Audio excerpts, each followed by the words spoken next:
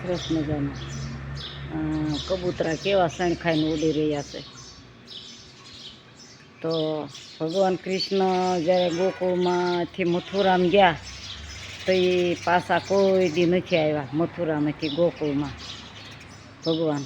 તો એને જો એ બહુ એવું હોય કે હવે પાછું જવાય નહીં, પણ મને એક વાત યાદ આવી છે સરસ મજાની, કે આ ગામ મારું સાસરું ગણાય, જાનબાઈ દેવડી માતાજીના નામે.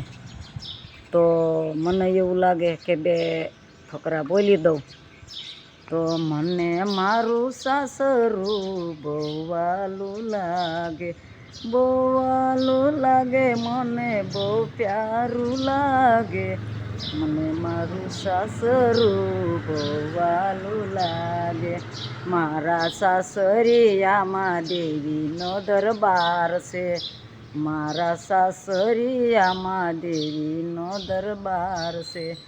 એ જાનબાઈ માના રાજ છે, મને મારું સાસરું બહુ વાલું લાગે, બહુ વાલું લાગે, મને બહુ પ્યારું લાગે, મને મારું સાસરું બહુ વાલું લાગે.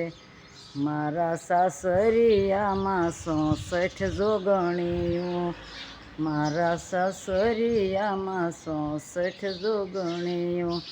એ જાનબાઈ માનો વાસ છે, મને મારું સાસરું બહુ વાલું લાગે. હો મારો નહીં આવે વારમાં વાર રે, હા એ મનખો મારો નહીં આવે વારમાં.